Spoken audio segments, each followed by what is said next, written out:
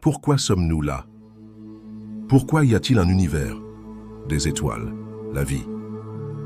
Et surtout, pourquoi toi tu existes? Tu pourrais penser que tout ça est le fruit du hasard, qu'il y a eu un Big Bang, que la matière s'est organisée, que la vie est apparue, et qu'un jour, la conscience s'est développée dans un cerveau. Mais, et si cette version de l'histoire était à l'envers? Et si, au lieu que la conscience émerge de la matière, c'était la matière qui avait émergé de la conscience? Ce qui va être partagé ici n'est pas une vérité absolue. C'est une vision, une manière de regarder la réalité sous un autre angle, une autre façon de raconter cette grande histoire qu'on est tous en train de vivre. Imagine qu'on recule dans le temps, avant la Terre, avant les étoiles, avant même le Big Bang. Il n'y avait pas de matière, pas d'espace, ni de temps. Mais quelque chose devait exister, parce que le rien absolu ne peut pas produire quelque chose. Et ce quelque chose, de nombreuses traditions, lui ont donné différents noms. Par exemple, les hindouistes l'appellent le Brahman. En Chine, il est appelé le Tao. Il est aussi nommé conscience pure dans certaines écoles de sagesse contemporaine. En tout cas, il ne s'agit pas d'une personne. C'est une intelligence infinie, hors du temps. Et un jour, l'infini a voulu comprendre ce qu'il était. Et c'est là que tout a commencé. Mais comment se voir quand on est tout ce qui existe?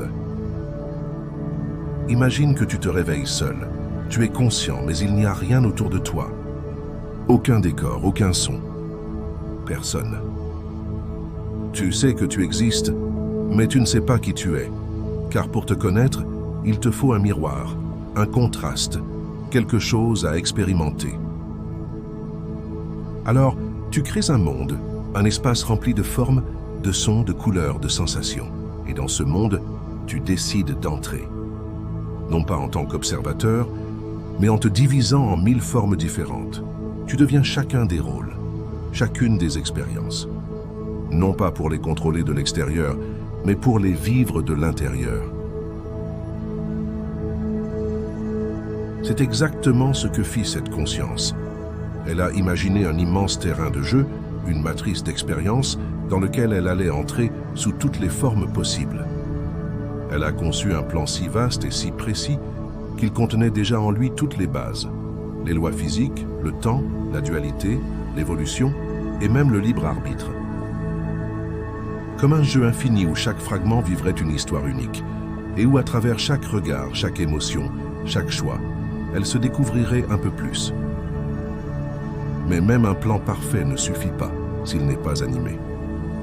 Pour que le jeu commence vraiment, il fallait que quelque chose, ou plutôt quelqu'un, le mette en mouvement. Alors, la conscience s'est encore divisée. Elle a donné naissance à des aspects d'elle-même, capables de mettre en place les premières structures de l'univers.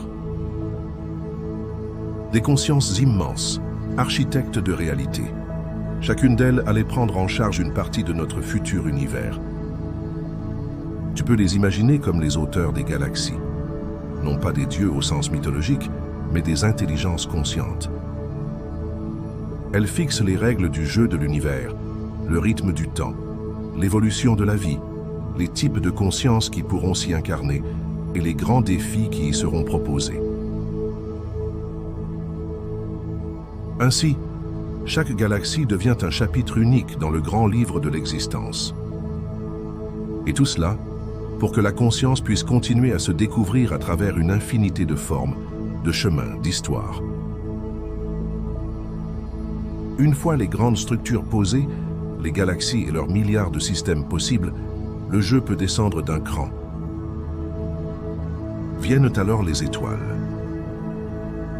Chaque étoile est une conscience puissante, à part entière. Ce sont elles qui, par leur fréquence et leur intention, créent les planètes autour d'elles. Ces mondes naissent de leur énergie, chacun conçu pour un type précis d'évolution. Certains restent stables et inertes, d'autres deviennent les terrains de jeu de la vie. Et sur ces mondes, la conscience commence à s'incarner. D'abord de manière brute, sous forme de roches, d'éléments, de matière. Puis, Peu à peu, elle expérimente la vie, le mouvement, la sensation, l'instinct. Elle apprend ce que ça fait, d'être limitée, vulnérable, dépendant des cycles. Mais à chaque niveau, elle n'oublie pas son but, se découvrir encore et encore à travers les voiles de la forme. Car chaque expérience, même minuscule, ajoute une nuance à sa connaissance d'elle-même. Le plan se déploie comme un gigantesque théâtre. Et dans ce théâtre, il y aura des milliards de rôles à jouer. L'expérience humaine est l'une des plus intenses, déroutantes et précieuses de toute l'évolution de la conscience. Nous vivons actuellement dans la troisième densité de conscience, celle du choix.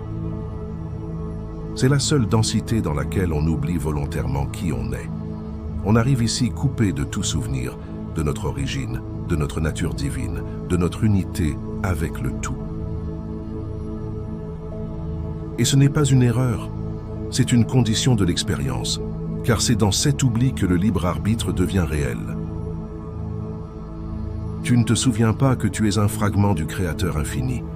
Tu ne te souviens pas que tu as choisi cette incarnation, cette époque, cette vie. Mais c'est justement dans cette amnésie spirituelle que ton choix prend tout son poids. Qui vas-tu devenir quand rien ni personne ne t'y oblige? Vas-tu te replier sur toi-même ou vas-tu choisir d'ouvrir ton cœur, même dans la douleur ou dans la peur? Vas-tu rester esclave des conditionnements ou commencer à voir clair à travers le mensonge? Parce que oui, ce monde est profondément manipulé. Le système, la culture, l'éducation, tout est conçu pour t'endormir, pour t'enfermer dans l'illusion que tu n'es qu'un corps, un rôle, une machine à produire ou consommer.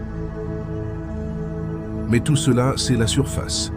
Alors prends un peu de recul et souviens-toi, tu es une conscience éternelle, puissante, créatrice. Tu es ici par choix, et tu es exactement à l'endroit où ton âme savait qu'elle allait pouvoir évoluer. Donc, l'incarnation humaine, malgré toute sa confusion, est une opportunité immense. Tu n'es pas ici pour être parfait. Tu es ici pour te souvenir de qui tu es, dans l'oubli. Et ce souvenir ne vient pas de l'extérieur. Il ne viendra pas de l'école, de la télé, ni même de cette vidéo. Il viendra d'un moment de silence, de vérité, où tu sens en toi que quelque chose sonne juste. Alors ne laisse plus personne te faire croire que tu es insignifiant. Pas un gouvernement, pas une religion, pas ta famille, pas ta propre voix intérieure déformée par des années de conditionnement. Et si tu sens parfois que tu es perdu, c'est parce qu'on t'a appris à l'être. On t'a appris à obéir, à douter de toi, à croire que tu n'étais pas assez, à penser que la vérité est ailleurs. Mais la vérité, elle est en toi, depuis toujours.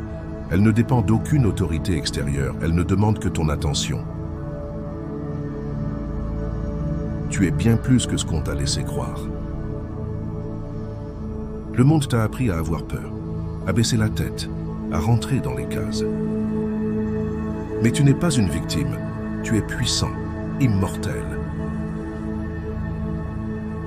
Tu es un être éternel, en train de vivre un jeu magique. Un jeu intense, déroutant, parfois douloureux, mais essentiel.